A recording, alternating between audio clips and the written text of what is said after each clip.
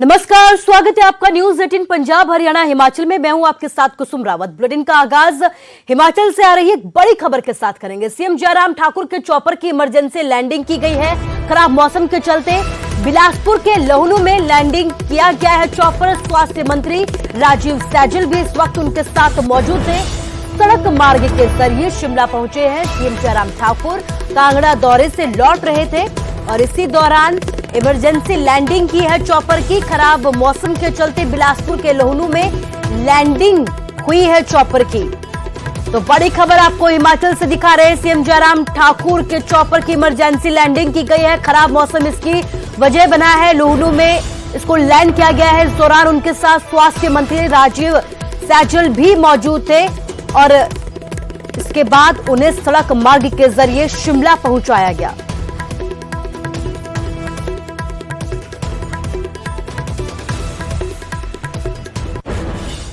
और चलिए बात करते हैं ताउते तूफान की, जिसका असर अब उत्तर भारत पर भी नजर आ रहा है। आज और कल भारी बारिश की चेतावनी जारी की गई है। हरियाणा, हिमाचल समेत कई राज्यों में अलर्ट जारी किया गया है। हरियाणा में 2 दिन तक बारिश और तूफान की संभावना है। हरियाणा सरकार ने सभी जिलों के डीसी को निर्देश जारी किए हैं। ताउते चक्रवात को लेकर हरियाणा सरकार अलर्ट पर है। 50 से 60 किलोमीटर की रफ्तार से हवाएं चलेंगी। पंजाब के भी कुछ हिस्सों में बरसात की संभावना जताई गई है। तो ताउते तूफान को लेकर अलर्ट जारी किया गया है। हरियाणा, हिमाचल समेत कई राज्यों में अलर्ट जारी किया गया है। कई जगहों पर कहर बरसाने के बाद उत्तर भारत में भी ताउते तूफान को लेकर मौसम विभाग ने अलर्ट जारी किया है। आज और कल भारी बारिश की चेतावनी जारी की गई है। हरियाणा, हिमाचल समेत कई राज्यों में भारी बारिश हो सकती है। पंजाब के भी कुछ हिस्सों में बारिश की संभावना जताई गई है। वो अभी आगे बढ़ रहा है और उसके इफेक्ट के कारण एक्सपेक्टेड है कि आज और कल आपको हरियाणा में हेवी रेन आज कुछ ज़्यादा इफेक्ट होगा। हेवी रेनफॉल हो सकता है और कल भी रेनफॉल हो सकता है। और जहाँ तक पंजाब का सवाल है तो एडजॉइनिंग डिस्ट्रिक्ट ऑफ हरियाणा से जो सटे हुए राज्य हैं उस पर उसका इफेक्ट पड़ने वाला है। सर, आपने जो एनालाइज किया कुछ हरियाणा के कोई जिले किसी आपने एनालाइज पूरा हरियाणा पूरा हरियाणा भारी बारिश हो सकती है। हाँ, हेवी रेनफॉल की आज वार्निंग हम लोगों ने दी है। ठीक है, और इसके साथ साथ तेज हवाएं। हाँ, तेज हवाएं का भी आशंका है 30 से 40 किलोमीटर प्रति घंटे की रफ्तार से। उसके साथ और इसके सिर्फ इसी का इफेक्ट नहीं है, एक और वेस्टर्न डिस्टर्बेंस भी है, वो भी अभी एक्टिव है। पिछले 24 घंटों में हिमाचल प्रदेश में जो क्लाउडीनेस चल रही है, मौसम भी थोड़ा जो बारिश भी हुई है। बारिश जो है वो डिस्ट्रिक्ट चंबा और डिस्ट्रिक्ट सिरमौर में जो कुछ एक जगह से बारिश रिपोर्ट हुई है। जो डिस्ट्रिक्ट चंबा है वहां से 20 से 25 मिलीमीटर तक बारिश रिकॉर्ड हुई। और जो दिन का तापमान है उसमें भी पिछले 24 घंटों में काफी गिरावट दर्ज की गई। 5 से 6 डिग्री तक तापमान जो है वो ड्रॉप हुए। जो ऊना का टेम्परेचर 40 डिग्री चल रहा था, तो जो लास्ट 24 आवर में 30। तो अलर्ट जारी किया गया है। ज्यादा जानकारी के लिए हमारे संवाददाता धीरेन्द्र चौधरी रोहतक से हमारे साथ लाइव जुड़ गया है। धीरेन्द्र, आपसे ये जानना चाहूंगी कि हरियाणा में भी ताउते को लेकर अलर्ट जारी किया गया है, तो आज कैसा है मौसम का मिजाज वहां पर?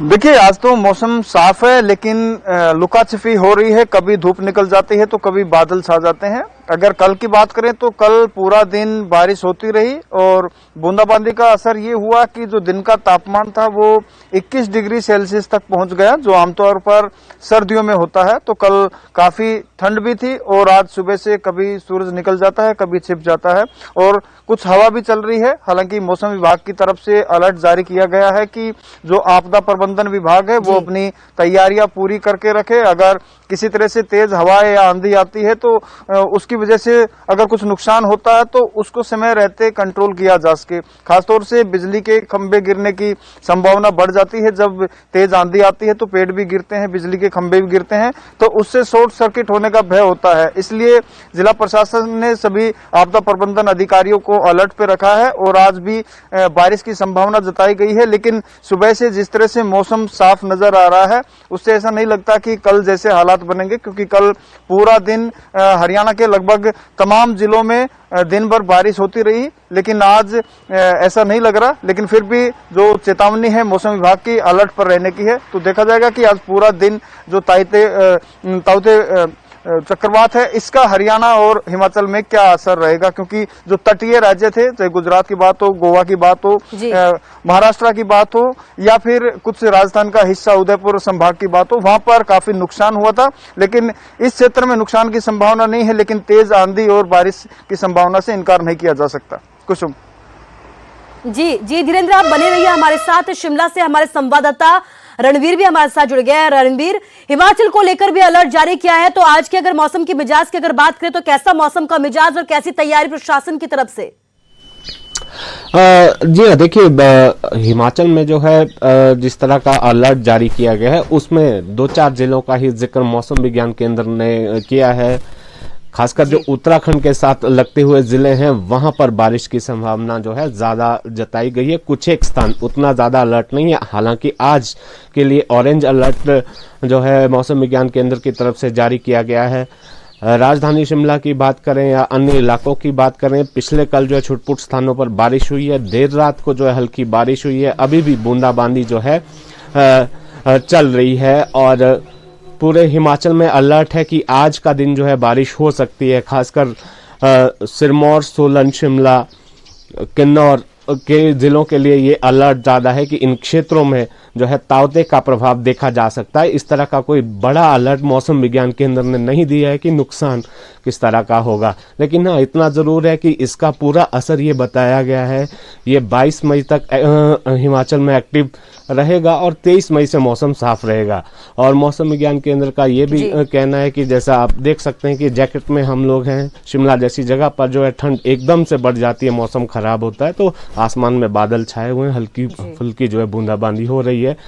5 से 7 डिग्री तक जो है तापमान नीचे गिर गया है। हिमाचल शिमला का जो तापमान है अभी वो 20 डिग्री से कम है। तो जो मैदानी इलाके हैं जहां पर पारा 40 से ऊपर चला गया था, ऊना जिला का, वो भी घटकर जो है 35 डिग्री से नीचे चला गया है।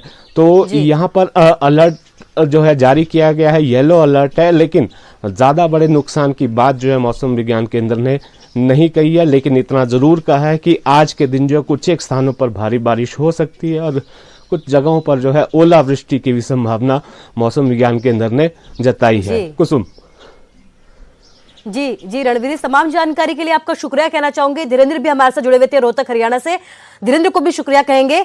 तो आज हरियाणा और पंजाब और हिमाचल में अलर्ट जारी किया है, ताउते को लेकर अलर्ट जारी किया गया। ऐसे में मौसम विभाग ने चेतावनी जारी की है कि बारिश हो सकती है, इसके साथ ही तेज हवाएं भी चल सकती है। ऐसे में लोग घरों से बाहर कम ही निकले तो ताउते का असर अब उत्तर भारत पर भी नजर आने लगा है।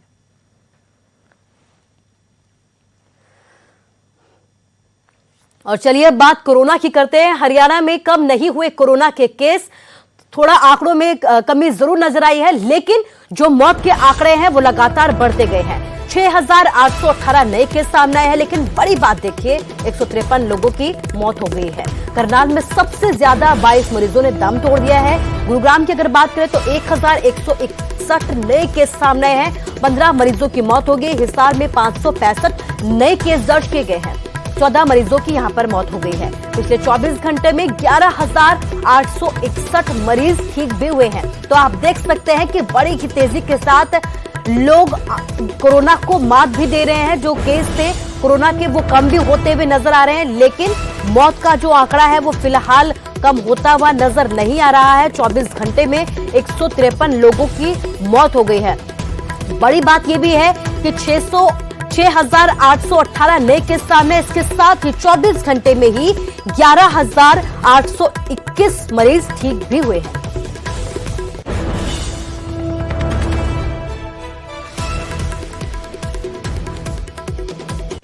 तो हरियाणा का हाल हमने आपको बताया। हिमाचल की बात करते हैं। हिमाचल में भी कोरोना से मौत का सिलसिला लगातार जारी है। 24 घंटों की अगर बात करें तो 24 घंटों में 69 लोगों की यहां पर मौत हो गई है। 3,396 नए केस यहां पर दर्ज किए गए हैं। 3,090 मरीज ठीक भी हुए हैं। तो आप देख सकते हैं कि नए केस सामने आ रहे हैं, लेकिन ठीक होने वालों का आंकड़ा भी करीब करीब है। 3090 मरीज 24 घंटे में ठीक हो चुके हैं। 35,124 तक एक्टिव केसों का आंकड़ा पहुंच चुका है। प्रदेश से अब तक 2,516 लोगों की जिंदगियां कोरोना की वजह से खत्म हो गई है। तो हिमाचल का हाल हम आपको बता रहे हैं, जहां पर आप देख सकते हैं कि किस तरीके से आंकड़ों में बढ़ोतरी हो रही है। 69 लोगों की जान चली गई है। 3,396 नए केस दर्ज किए गए हैं। इसके साथ ही 3,090 लोगों ने कोरोना को मात भी दी है।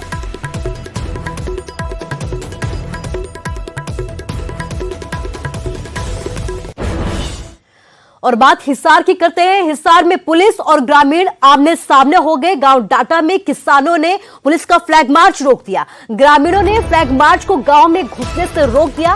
फ्लैग मार्च का जमकर विरोध किया गया। ग्रामीणों ने लॉकडाउन का भी यहां पर बहिष्कार किया। तो आप देख सकते हैं कि जिस तरीके से कोरोना से मौत के आंकड़े हरियाणा में बढ़ रहे हैं, इसके साथ ही कई जगहों पर टकराव भी देखा जा रहा है ग्रामीणों की तरफ से। हरियाणा में आंकड़ों में कमी नजर नहीं आ रही है, लेकिन इस बीच हिसार में पुलिस और ग्रामीण आमने सामने हो गए। गांव डाटा में किसानों ने पुलिस का फ्लैग मार्च रोक डाला। ग्रामीणों ने फ्लैग मार्च को गांव में घुसने से रोक दिया, फ्लैग मार्च का विरोध किया। इसके साथ ही आप देखिए कि लॉकडाउन का भी यहां पर बहिष्कार किया जा रहा है। एक तरफ केसों में थोड़ा कमी नजर जरूर आई है, लेकिन मौत के आंकड़े अभी भी कम नहीं हुए हैं। ऐसे में सावधानी बरतने की जहां जरूरत थी, लेकिन आप तस्वीरों के जरिए देख सकते हैं कि किस तरीके से लापरवाही बरती जा रही है, किस तरीके से पुलिस के फ्लैग मार्च को यहां पर रोका गया। एक बार फिर से टकराव की स्थिति पुलिस और ग्रामीणों के बीच में देखी गई है, जहां पर कई लोग बिना मास्क के नजर आए, भीड़ नजर आई। लॉकडाउन का बहिष्कार यहां के लोगों ने किया, पुलिस का बहिष्कार यहां के लोगों ने किया है।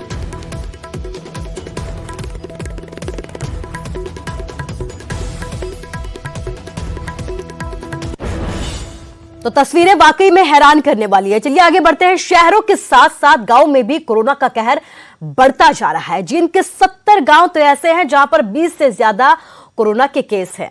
इसके बावजूद कुछ गांव ऐसे हैं जहां पर ग्रामीणों ने लॉकडाउन का विरोध किया है। यहां ना तो मास्क पहने कोई आपको नजर आएगा और ना ही लॉकडाउन नियमों का पालन करते हुए आपको कोई दिखाई देगा।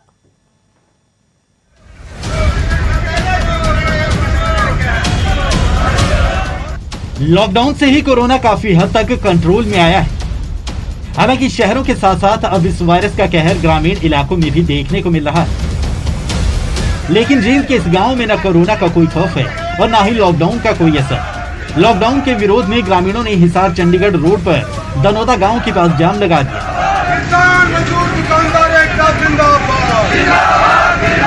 इनका तर्क है कि जब प्रदेश के मुखिया ही लॉकडाउन का उल्लंघन करते हैं तो फिर आखिर जनता क्यों न करे।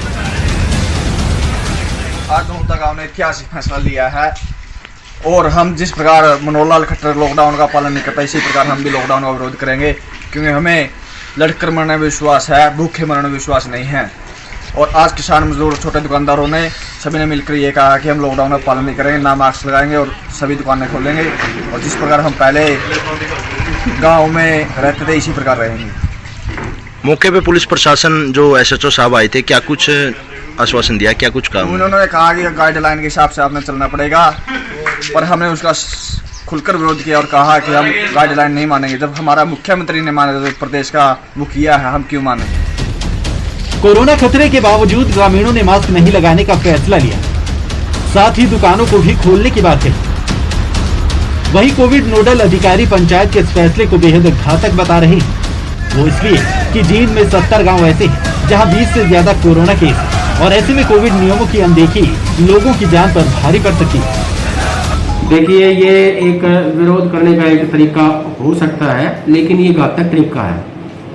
अगर आप किसी को भी ये कहते हैं कि भी हम नहीं लगाएंगे, तो बीमारी ये नहीं देखती कि भाई ये कौन है, ये ग्रामीण है, किसान है, मजदूर है, कोई अफसर है। ये तो बीमारी तो सबके साथ बराबर का बर्ताव करेगी। तो मेरी सलाह ऐसे जो ये करें कि भाई मास्क नहीं लगाएंगे, तो मेरी सलाह और नम्र निवेदन है कि भाई आप जो कोरोना के प्रोटोकॉल्स हैं, जो गाइडलाइन सरकार ने जारी करी है, उनको मानें। हिसार के मसूदपुर गांव के ग्रामीण भी लॉकडाउन का बहिष्कार कर चुके हैं। इन्होंने किसानों पर लाठीचार्ज के विरोध में गांव में डॉक्टर और पुलिस के घुसने पर पाबंदी लगा दी। वहीं दूसरी तरफ जींद में ग्रामीणों का ऐसा फैसला प्रशासन के सामने मुश्किलें खड़ी कर रहा है। विजेंद्र कुमार, न्यूज 18 जी। तो जो तस्वीरें सामने आई है वाकई में हैरान करने वाली है और ये तस्वीरें कई लोगों की जिंदगी पर भारी भी पड़ सकती है। बात अब गुरुग्राम की करते हैं, जहां पर 60 वर्षीय बुजुर्ग महिला पर जानलेवा हमला किया गया है। वारदात 17 मई की है, लेकिन इसका वीडियो अब सामने आया जिसमें दर्जन भर से ज्यादा बदमाश बुजुर्ग महिला पर हथियारों से हमला करते हुए नजर आ रहे हैं। लाठी डंडे इनके पास नजर आए। दरअसल बीते महीने एक बात को लेकर दोनों पक्षों में मामूली सा विवाद हो गया था और बस इसी रंजिश की वजह से बदमाशों ने 17 मई को बुजुर्ग को पीट कर अधमरा कर दिया है। पुलिस ने पीड़ित परिवार की शिकायत पर 1.5 दर्जन नामजद लोगों के खिलाफ केस दर्ज कर लिया है।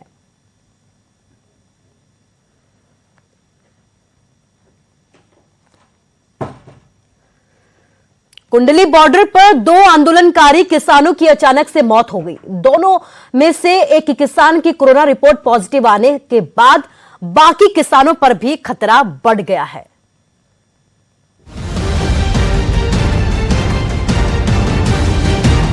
दिल्ली बॉर्डर पर चल रहे किसान आंदोलन पर कोरोना का साया है। कुंडली बॉर्डर पर चल रहे धरने में शामिल 2 किसानों की मौत हो गई है। पटियाला के बलबीर सिंह की अचानक संदिग्ध परिस्थितियों में मौत हुई है। वो कई दिनों से धरने में शामिल थे। इसके बाद लुधियाना के महेंद्र सिंह की भी दिल का दौरा पड़ने से मौत हो गई। सोनीपत के सिविल अस्पताल में उस वक्त अफरा तफरी मच गई जब बलबीर सिंह की कोरोना रिपोर्ट पॉजिटिव आ गई। पुलिस ने डॉक्टर को दोनों मृतकों के टेस्ट करने के लिए कहा था। डेड बॉडी आई थी बलबीर सिंह सन ऑफ मक्खन सिंह, कुंडली फार्मा एजुकेशन साइट से आई थी, कल रात को आई थी। पुलिस की रिक्वेस्ट थी कि उसका कोविड-19 टेस्ट किया जाए, तो वो रैपिड एंटीजन टेस्ट में बॉडी पॉजिटिव आई है। वहीं किसान नेता इस मामले के पीछे किसान आंदोलन को बदनाम करने की गहरी साजिश बता रहे हैं। सरकार की एक चाल है जिसकी वजह से जब हमारा किसान को बुखार हुआ ही नहीं तो पुलिस क्यों लिख रही है कि इसको बुखार है 2 दिन से? किसने बता दिया पुलिस को कि 2 दिन से इसको बुखार था? ये जानबूझकर लिखा गया और जानबूझकर ये लिखने के बाद जहाँ पे उसका मतलब कोविड टेस्ट करवाया और कोविड टेस्ट की भी कोई बात नहीं, जानबूझकर उसका कोविड को पॉजिटिव की रिपोर्ट दी गई सिर्फ आंदोलन को बदनाम करने के लिए हमारे को। बता दें कि दोनों ही किसान लंबे वक्त से आंदोलन में शामिल थे। कोरोना वायरस के साथ मौत की खबर चिंता बढ़ाने वाली है क्योंकि धरने में बड़ी संख्या में किसान शामिल हैं। सरकार के साथ बातचीत आगे नहीं बढ़ रही, इसलिए धरना जल्दी खत्म होगा ऐसे आसार नहीं है। सोनीपत से Nitin Antil, news 18।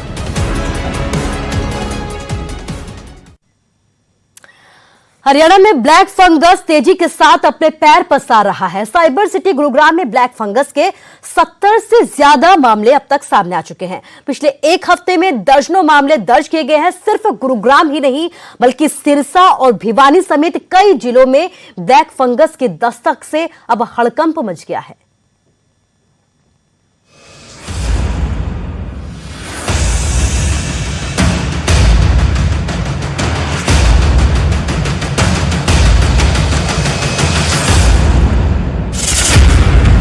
Black fungus के बढ़ते मामलों ने पूरे देश में हड़कंप मचा रखा है और हरियाणा में भी स्थिति दिन ब दिन बिगड़ती जा रही है। साइबर सिटी गुरुग्राम में 72 घंटों में 70 से ज्यादा नए मामले ब्लैक फंगस के रिपोर्ट किए गए हैं। ब्लैक फंगस के एक साथ इतने मामले सामने आने के बाद स्वास्थ्य विभाग की नींद उड़ी हुई है। ब्लैक फंगस जैसा आपको मालूम है एक नोटिफाइबल डिजीज़ है। नोटिफाइबल डिजीज़ करने के बाद हमने एक पोर्टल पे सभी के लिए एंट्री कंपलसरी करी है, तो ये अपडेशन का प्रोसेस है, ये डेली चल रहा है। अभी तक संभवतः स्टेट में 150 से ज़्यादा के करीब केस हैं और गुड़गांव के यहाँ से अगर मैं कहूँ तो पोर्टल पर 70 के आसपास केस अपलोड हुए हैं। हाँ बिल्कुल, जो स्टीरॉयड्स का जो अननेसेसरी यूज़ है और साथ में अगर आप डायबिटिक हैं तो वो ब्लैक फंगस या म्यूकोरमाइकोसिस की संभावना बढ़ जाती है। ब्लैक फंगस ने सूबे के बाकी जिलों में भी अपना पूरा कोहराम मचाया है। भिवानी में ब्लैक फंगस से 3 लोगों की मौत हो गई। 24 घंटे में 10 नए केसेस सामने आए। सिरसा में भी ब्लैक फंगस के नए केस आने से दहशत है। स्वास्थ्य विभाग में हड़कंप है। भिवानी जिले में ऑन रिकॉर्ड हमारे पास एक ब्लैक फंगस यानी म्यूकोरमाइकोसिस का डायग्नोस्ड केस नोटिफाई हुआ है और ये जो पेशेंट है ये खरक से बिलोंग करते हैं और ये अपना इनकी फीवर की हिस्ट्री थी जिसके लिए इन्होंने आस्था हॉस्पिटल में अपना इलाज करवाया। वहाँ से ये रेफ़र हुए जिंदल हॉस्पिटल हिसार में, जहाँ इनको डायग्नोस किया गया कि ये ब्लैक फंगस से ग्रसित हैं और उसके उपरांत इनको अग्रोहा मेडिकल कॉलेज में रेफ़र किया गया। ऐसे में अगर कोरोना के संकट काल में यूं ही ब्लैक फंगस के मामले भी बढ़ते रहे तो स्थिति बद से बदतर हो जाएगी। Bureau report, news 18 Haryana. महामारी के इस दौर में रिलायंस पेट्रोल पंप पर गाड़ियों को 50 लीटर तेल मुफ्त दिया जाएगा। ये सुविधा सिर्फ उन गाड़ियों को मिलेगी जो वाहन कोरोना मरीजों को लाने और ले जाने की और ऑक्सीजन की सप्लाई में सेवा दे रहे हैं। Reliance BP mobility limited company ने इस संबंध में डीसी बिलासपुर को पत्र लिखकर सूचित किया है कि संकट की इस घड़ी में कंपनी भी अपना योगदान देने में गर्व महसूस करेगी। इस संबंध में घुमारवी स्थित रिलायंस के पेट्रोल पंप के संचालक दिनेश कुमार शर्मा ने कहा कि उनके पास जो भी कोरोना से संबंधित मरीजों को लाने और ले जाने के लिए या फिर मेडिकल ऑक्सीजन वाली कोई गाड़ी अधिकृत आएगी, उसमें 50 लीटर तेल मुफ्त डाला जाएगा। हमारी कंपनी की तरफ से कोविड की दूसरी लहर में स्वास्थ्य विभाग में जो गाड़ियां कोविड पेशेंट्स को ले जाने के लिए या ऑक्सीजन सिलेंडर्स की आपूर्ति के लिए लगी हैं, उन सभी गाड़ियों को 50 लीटर पेट्रोल या डीजल कंपनी की तरफ से मुफ्त दिया जा रहा है। यह स्कीम 13 मई से चल के 30 जून 2021 तक वैलिड है तथा इसमें जो भी गाड़ी स्वास्थ्य विभाग का अथॉरिटी लेटर लेके आएगी उसे कंपनी की तरफ से 50 लीटर प्रतिदिन के हिसाब से फ्री फ्यूल दिया जाएगा। आगे बढ़ते हैं। कोविड-19 महामारी ने परस्पर निर्भरता की भावना को सुदृढ़ किया है, जिससे कि पूरा देश इस विपत्ति का एकजुट होकर मुकाबला कर सके। वैक्सीनेशन लगातार जारी है, लेकिन जरूरत है कि हम सभी मिलकर अपना सर्वश्रेष्ठ योगदान दें, जिससे हम एक साथ मिलकर इस वायरस को हराने की तरफ अपने कदमों को आगे बढ़ा सके। नेटवर्क 18 इस मुहिम में हर कदम पर आपके साथ खड़ा रहेगा। जब तक सभी सुरक्षित नहीं होते, तब तक कोई भी सुरक्षित नहीं होगा। इसी सोच के आधार पर हमारे कैंपेन संजीवनी का लक्ष्य यह सुनिश्चित करना है कि वैक्सीन पाना हम सभी भारतीयों का समान अधिकार है।